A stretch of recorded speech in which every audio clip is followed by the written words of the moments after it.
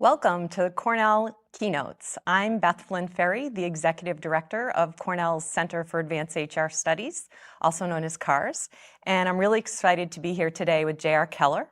We're going to cover the topic of the impact onboarding has on the employee experience. J.R. will share some numbers on how it can boost new hire productivity and decrease turnover, which we know are really important to our companies.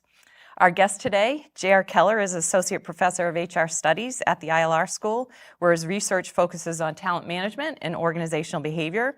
He's a faculty contributor to many eCornell programs as well as to CARS, and we'll share the links in the chat later today if some of this topic resonates with what your organization may need. So, JR, it struck me when we were preparing for this today that you mentioned that many organizations miss the mark on onboarding. They think it's an HR function and that HR should own it when the real impact comes from hiring managers who should maybe take ownership of that. I'm excited to hear more about your research and explore some of the actionable strategies that our participants can take action on later. So welcome to the show, JR. Thanks for having me. Great. Well, let's start with a few questions. We mentioned research, and the research on onboarding reveals some pretty startling statistics. If what I've read is accurate, effective onboarding process can boost productivity by 60% and reduce turnover by 50%. Are those numbers real? Yeah, those are real, accurate, 100% accurate numbers. I'll give you another one. There was a recent Gallup study that found that 70% of employees who said they had an exceptional onboarding experience said they were in the best possible job for them, which is kind of crazy. Mm-hmm.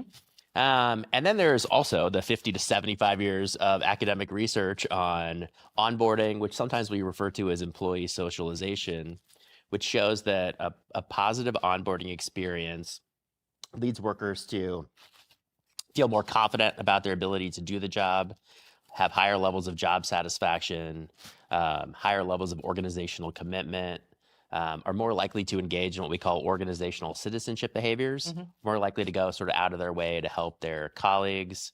And believe it or not, positive onboarding experiences lead to increases in physical and mental health.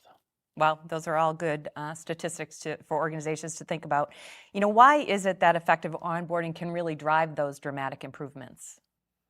Yeah, it's really great kind of think about how it works. And I would think that there's kind of like three underlying mechanisms, if you will. And so first is that onboarding can drive all these outcomes by providing role clarity. What do I mean by that? It's really understanding what the job is and sort of what the bounds and expectations of the job that you have are. So if you think about starting a new job, whether it's a new job in your company or a new job at another organization, you have like a vague idea of what you're actually going to do in that role until you actually start. And getting real clarity around that early on can be super helpful.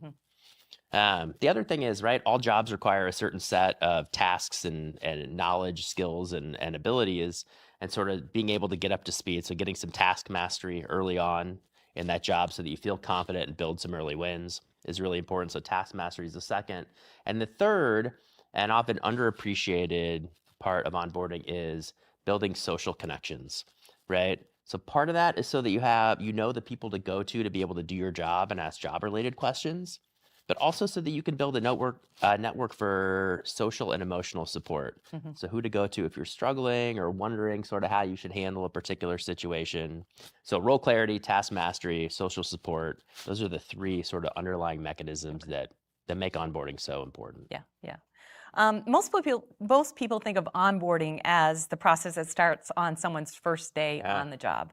But I know I've talked to a lot of CARS companies, and they've been talking more about pre-boarding. What is that? It's a super clever term that's sort of entered into the HR jargon. And what it refers to is the time between when a candidate accepts an offer and then when they actually start that job. Okay. And that can vary a ton. So for any alums we have out there who have gone through the Cornell recruiting experience, so that's for a lot of our students, that's happening right now. So we'll have a lot of students, graduating seniors, who will get job offers that they will accept in late September, early October, and won't start, right, until almost a year later. More often, right, somebody might accept a job and then they'll start a month later or 2 weeks later, right? So it's generally not as extreme.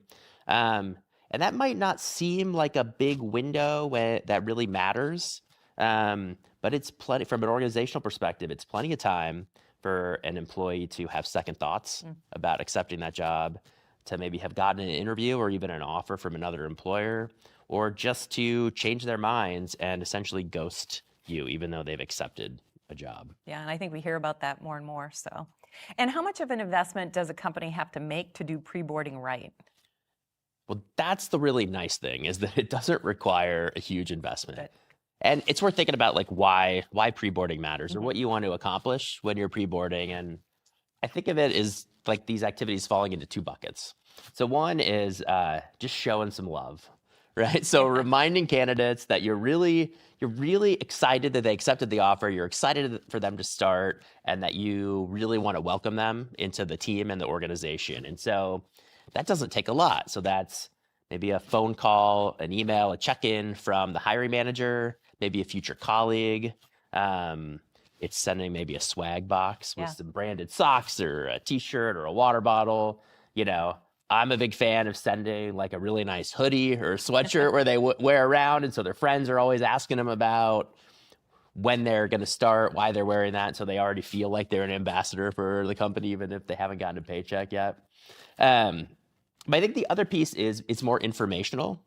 If you think about all the first day jitters that you might have, before you start, things about like, where do I park? Like, assuming you're going to the office, where do I park? What time do I get there? What do I actually wear, right? What is that first day and first week going to look like? And so information that you can send to help reduce that sort of pre-first day anxiety, which again, phone call, email, super quick check-in, not expensive, really easy to do. Yeah, and shows you care about that person starting and haven't kind of written them off early. So yes, exactly. That's good. So even if you've done a really good job staying in contact with the new hire before they start, feels like that first day is still really, really important. Is that the case? Oh yeah, the first day. Pre-boarding matters. First day matters even more, right? First day is you got some numbers. Maybe the most. Of course, I have some numbers. So check these out. So 60% of employees report that their impression of their organization has not changed from their first day. Wow. Right. So that first day is sort of setting the tone for how they feel about the company. 44% of employees report having some second thoughts or regrets about accepting a job during that first week. You want to hear one more? 23% of employees report having cried at some point during their first week on a new job. That's terrible. That is awful. That's not all about the onboarding process, right? But what it does say is that what happens on that first week, during that first week, but especially on that first day, is really sticky. And in part because it sends a real clear signal about how much you've thought about, planned, and care about that employee.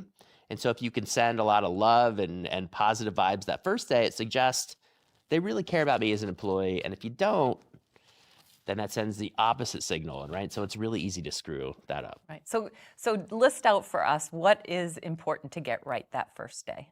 Okay, so I put together a little checklist, mark these down, 3 things that you got to get right on the first day. So the first is that you have to meet that person first thing on that first day. And that it really should be the hiring manager or the manager that they're going to report to. If not, it could be the onboarding buddy. So that's number 1, is meeting first thing on the first day. Number 2 is making sure they have all the stuff, right? And that's going to vary from company to company and job to job. But if you need a badge, that badge is ready.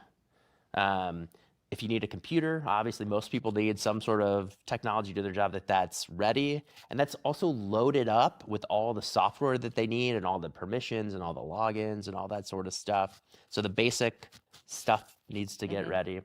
Right? Because you can imagine, like, what's the signal? If they can't even get my computer ready for that first day, How important am I? How Yeah. important am I, right?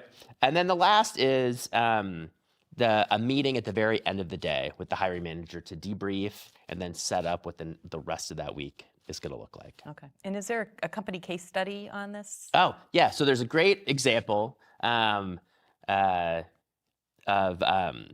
Google. Sorry, I should know this. I teach about this all the time in my sort of intro to HR managing talent classes. So Google actually did a big study where they wanted to understand how to improve the onboarding experience. They ran a bunch of experiments. They did all this fancy stuff. And it turns out the major insight from this months-long study was it really matters that managers meet their new hires on the first day. So on the one hand, you might be like, some managers weren't. And yeah, the answer is yes. A huge percentage of managers weren't. And people might travel, like various reasons that happens. But the impact of this was wild, right? So for those employees whose managers met with them on the first day, sat down with them, talked about their expectations for the role, and then set up a series of regular check-ins over their first 90 days, those employees got up to speed a month faster in their role. Wow. That's a really dramatic improvement. Yeah, and that's real money to companies too. Yeah. So yeah. So I've heard this term onboarding buddy. Talk a little bit about that.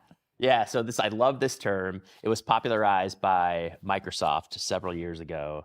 But the basic idea is that every new hire needs somebody to show them the ropes and that they can go to with questions, right? And so it's ideally sort of a colleague, somebody on their team, somebody that has some experience with the role that this person's being hired into. And that's somebody to take them on an office tour, show them where the cafeteria is, show them where the bathrooms are, introduce them to really important people that they should know. But also, right, so they have like a dedicated person to ask questions. So who's my first point of contact, and who can I ask the like dumb questions? Because you're always thinking about managing your impressions, right? And so you kind of want the sounding board that you can have. And also, there are instances where people get hired into a new team and there's like a little bit of resistance to the newcomer. And so an onboarding buddy can be a really important sort of like a fullback, right? And sort of blocking through that resistance and kind of creating acceptance. Yeah, good. Well, how do you select the right buddy? So ideally, it's somebody who wants to do that. So somebody who volunteers. So you're not assigning somebody. You don't want to be voluntold. Ideally, you want somebody who has either done this similar role or understands it really well. Ideally, somebody who's a pretty good performer, right? Because you don't want your worst performer to be telling them to do all the things that they did, right? Because that's not likely. It's likely to set them up for success. So a top performer. And then you really want to make sure that is more than just this is your onboarding buddy, but that the onboarding buddy sort of sets up regular check-ins. So the same, Microsoft popularized this and they published this in a HBR article called Why Everybody Should Have an Onboarding Buddy. So I'd encourage everybody to read that. But there's some really great statistics from this, which is that over half the people who met with their onboarding buddy during that first week said that they got up to speed more quickly in their job. So that's just meeting once with an onboarding buddy, right? When they met 2 to 3 times, 73% people got up to speed quickly. And when they met 8 or more times, seems like a lot, but think about over 90 days, right? 97% of people said they got up to speed more quickly. Wow, that's amazing. Super impactful, and that's 4 hours of time. Yep, good things to think about. So we mentioned this earlier, but about who owns the onboarding process. A lot of people think HR own the process, but could it be the hiring manager or some other entity in the company? So it's a great question about who owns this, and it's probably the question that I get the most from companies when I'm talking about this.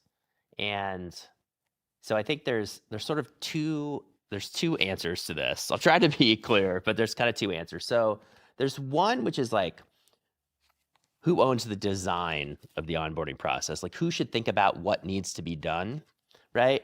And that really is HR, So that is where ideally you have experts in this area who really understand the research and the best practices and are talking to other companies about what they're doing. And so understanding the pre-boarding matters, the first day matters, and thinking about sort of what that looks like from a process point of view, collecting data on the effectiveness that needs to be owned sort of more centrally in the organization by HR, right? But then if you think about actually who does the onboarding, right? Who's interfacing with the new hire? It's the manager, right? It's their manager. And so they are ultimately accountable and responsible for making onboarding work. So we talked about like finding an onboarding buddy. So it should be the manager who is figuring out and sort of talking about who should that onboarding buddy be. They should be the one following up with that onboarding buddy to make sure that they're setting up regular check-ins, right? And so really, like, I cannot understate how important it is for managers to buy in, and really they're the ones who are delivering and ultimately responsible for the process. Right. So HR owns the process and the design, but the hiring manager, who is going to be the benefiting from this the most, really owns driving that through to completion. Okay. How long should a comprehensive onboarding program last? Like, how does that scale out over time? Okay. Want some more numbers? Yeah. Love the numbers. Love your numbers. Okay, so before I tell you, I think what it should be, let me tell you what it is at lots of organizations. So there is no great clearinghouse of onboarding of onboarding practices, right? Because organizations don't all publicize this stuff in one central warehouse. But there are sort of scattershot surveys of this around. There's one survey that I found where 60% of employees said their onboarding lasted 1 day or less, right? Yeah. About 40% of employees, about 60% of employees in a different survey said that their process ended within the first week. Right? And those two numbers, right, probably account for the fact that only 33% of people say that their onboarding, right, really set them up for success in their job and feel really good, right, after their first 3 months in their role. So what does that mean in terms of what you should do? So there should be a couple of touch points. So I'll kind of list through these. I think it's 6. We'll see if I get to that right number. So we talked about pre-boarding, right? So that pre-boarding process matters. So from the time somebody accepts a job to when they start, one window. First day, we talked about how much that matters. So that first day is super important and has to be emphasized. Really the whole first week should be thought of as an entity as well. And then you can sort of you walk out a little bit farther, but there should be a plan for what that, like a 30 days, what do you want to have accomplished and what needs to be done during the first 30 days, then 60 days, and then 90 days. And really kind of that 90 days, the sweet spot where people, if you've done this well, people should be transitioning from an outsider to an insider. And then you can kind of let them go on their own. Okay, good. We do have an audience question, and I would encourage others to write these in if you have some. But Maya asks, is an onboarding buddy the same as a mentor? And maybe you could just talk about mentorship in this onboarding context too. Yeah, Maya, it's a terrific question. I think of them as different. You may have the same person, but they're really, a mentor is different from an onboarding buddy. So an onboarding buddy, it's really about onboarding, right? So it's really about easing that transition into a new role. So again, that's making these strategic connections. It's giving them the information they need to really do their job well. So it's really about easing you into this particular job. When I think of a mentor, or what organizations want to do with mentors, right? It's a much longer sort of career development piece. It's somebody to go to advice about the next job and how to think about the future. So that could be the same person, but I'd really encourage an onboarding buddy and then assigning a mentor is thinking more longer term, that's somebody different. Well, and I think a buddy is more peer-like, probably doing a similar role in the organization so they can help you with that ins and outs. And mentors tend to be a little bit higher up in that organization who can kind of coach and advise, I think, as well. That's actually that's the much better answer. So back to the onboarding though, what metrics should organizations track to determine if their programs are working? And then are there any leading indicators that can predict long-term success? This is where I see organizations who really care about onboarding now spending a lot of their time, right? Really thinking about, okay, so we have a we have a process in place. Is it working? Is it driving tangible results, ones that have like a clear ROI for the organization? And sort of the metrics fall into two big buckets. So there's one bucket, which is really, for better or for worse, it's just like, are we doing what we're supposed to be doing, right? So before you can measure the effectiveness of this really cool onboarding program you developed, you have to know if managers are actually following it, right? So are first day meetings happening? Do people have technology? Are they getting introductions to who they need to? And so way to measure that is through really quick pulse surveys. So you can think about a survey that happens at the end of the first day, end of the first week, end of 30 days, right? Kind of all those touch points we talked about. And you could imagine, quick 2 or 3 question survey that goes out to the employee, also to the hiring manager. If you do have onboarding buddies, to those onboarding buddies. So it's basically like, are we following? Are we doing what we want to do in the organization? So that's kind of easy. But if you're really thinking about what you really asked about was the effectiveness. And that's where we want to think about really like the employee experience. And so that's really asking the new hires how they're feeling the first day, first week, but really mostly at that sort of 90-day mark. Are they equipped to do their job really well? And I think one way to think about it, you asked, there was a really nice way to put this, thinking about the leading indicators. Because when we think about long-term effectiveness, we want to measure retention, job performance, are people getting promoted, all those kind of things. But those are like, they take a long time to collect that data.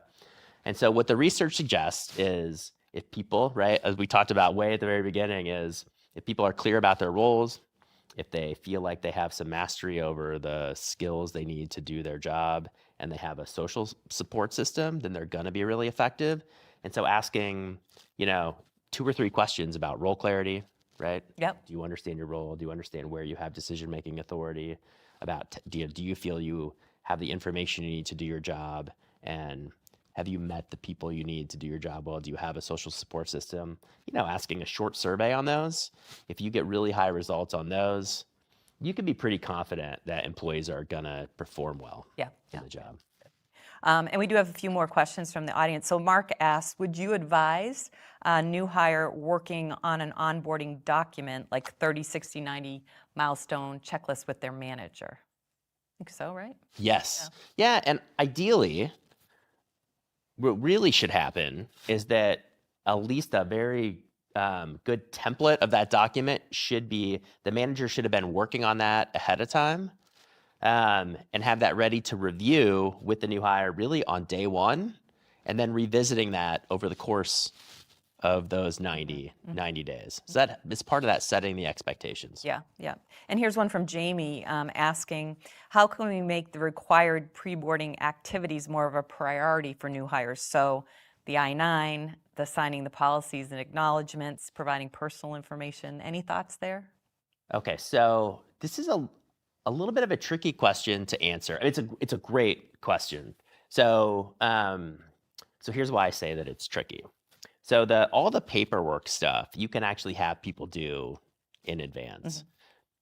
You have to be really thoughtful about asking people to actually do work before you're paying them for work. So there is this like sort of legal gray area, which I don't think I understand quite enough to give you super concrete advice on.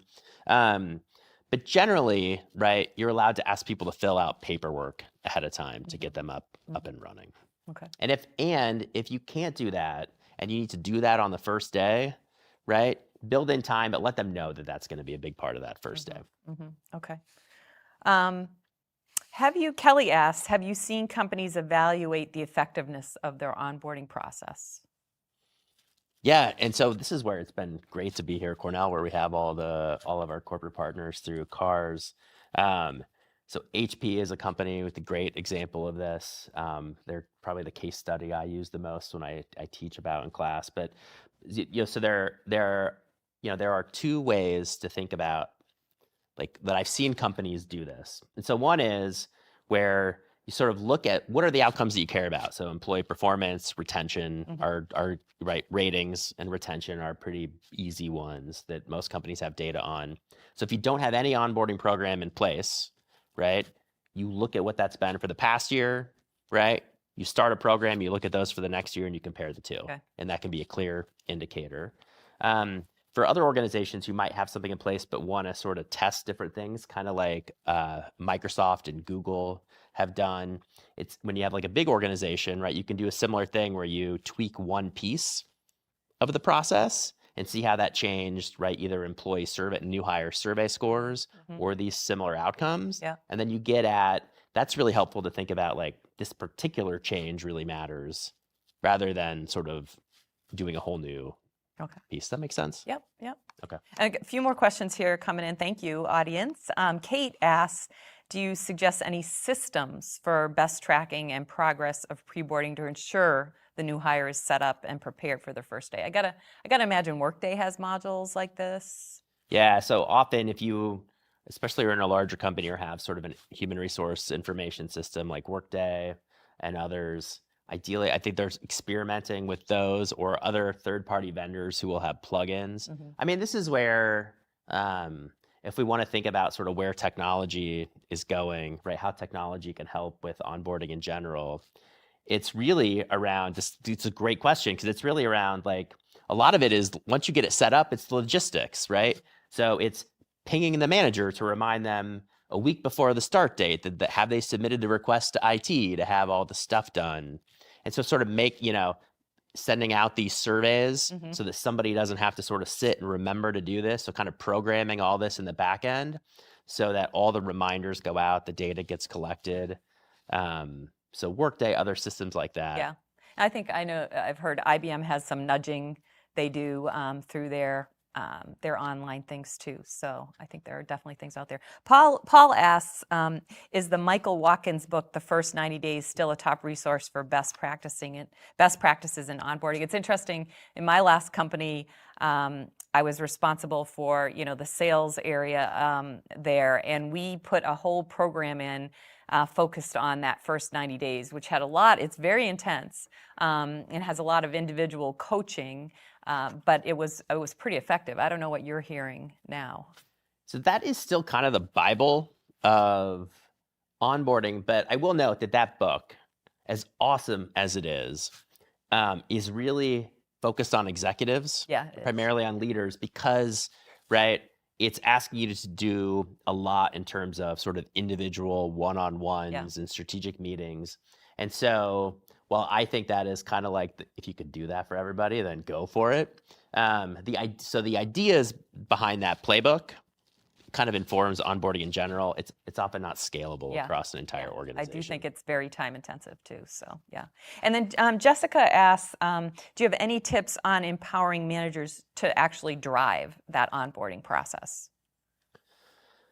Well, I think one I mentioned a little bit ago, which is it makes it easier the easier you can make it for managers, the better, right? So whether it's you have a repository or sending them these nudges, it means that you're doing as close to automating it for them so they don't wonder what they have to do. Another thing some companies have experimented with are sort of rewarding managers for having really great scores or going through this. So whether that's you have like an internal system where you can send points or gift cards or little things like that. So to acknowledge, part of that's just acknowledging managers so that it often feels like managers who in general sort of develop people are the kind of managers you want to have in the company, but we don't have systematic ways to reward it. And so just showing them that you recognize that they're doing this can be really helpful. And Ian, I think that answers your question too on suggestions for getting hiring manager buy-in. I think that recognition and reward is the way to go for sure. How has the shift to remote and hybrid work practices really changed onboarding, and what additional considerations do leaders need to keep in mind as a result of that? Well, in a lot of ways, onboarding's the same, right? You have the same kind of goals, right? The same leading indicators of success. But I think the actual execution of the onboarding requires maybe a little more thought or a little finesse in a couple different ways. One is kind of the basic, like we talked about, having the technology ready. So somebody's remote and they need technology, like you have to get them that stuff ahead of time with really clear instructions on how to set it up. It matters even more that they have the right logins and permissions and all of that stuff. So that communication in advance. So kind of that pre-boarding in some ways matters even more. I think about employees who are working remote or are hybrid on their first day, and they're getting up at 7 in the morning and they're nervous but excited, and so they're riding the Peloton or they're doing something to get the nerves out, but they're also drinking 9 cups of coffee, and so they're all amped up. And then you sit in front of your computer, and what the hell do you do? Like, and you don't want that like, you don't want them to have that experience. And so that having that very first meeting set up on that first day, so there's someone there to greet them and sort of have that Zoom or Teams call, whatever it might be. Then the other thing is, like, if you're in an office and somebody new stops in, people just stop by, right, to say hi, and that's harder to do. And so encouraging colleagues to pre-set up time on the new hires calendar, so also they don't feel like they have to do that because they don't know the norms about setting up times, becomes really important. So I think really kind of thinking about that social aspect and those connections, that's really the biggest thing. Okay. For managers or HR folks who need to kind of justify the investment in onboarding, what's the clearest way to talk about the business case and the ROI? Well, you send them a link to this keynote or the podcast we're going to make out of it, and then you're good. But more seriously, right? I will note that, right, if you really want to calculate an ROI on what you want to do in your organization, it does require time, right? Because you're looking at things like retention and performance ratings and promotions that often happen at the earliest 6 months, a year, even farther down the road. Mm-hmm. And so part of it, I think, is to point to what other organizations have shown, right? We talked about if you can show the other data from other organizations that shows that people get up to speed 50 to 60% faster, right? That turnover, I don't know if it's always going to reduce it by half at all organizations, but just that it's likely to reduce, especially early turnover, which is super problematic in organizations. That's going to be enough because the investments are not that substantial, right? And part of what you're asking your leaders to do is probably to, I think, is to drive accountability down the organization, right? We had a couple questions about how to get managers to buy in. Mm-hmm. We get managers to buy in when the executive team says, this is really freaking important, so make sure that you're doing it. Yeah, okay. And then, there's a lot of talk about technology and AI, et cetera. How do you see that impacting onboarding? I got to feel like that personal component is still really important, but technology might help make some things easier. So what are you seeing there? Yeah, well, part of it is the logistics that we talked about a little bit earlier around the reminders and the nudges and the survey collection. But the other thing is when you think about designing an onboarding program, we just think about Cornell, for example. Mm-hmm. Cornell is huge, right? And the onboarding that I need as a professor, that you need for running a center, that administrative assistant needs for running a department, like there's some things that are same, but there's a lot that are really different. And so being able to customize all that and sort of have sort of this invisible AI machine learning behind sort of delivering the right trainings to the right people allows you then to be able to scale and personalize onboarding in a way that's much harder to do without it. Right. Okay. Well, good. Well, JR, I want to thank you for the insights on onboarding. I'm sure our audience has found them very insightful.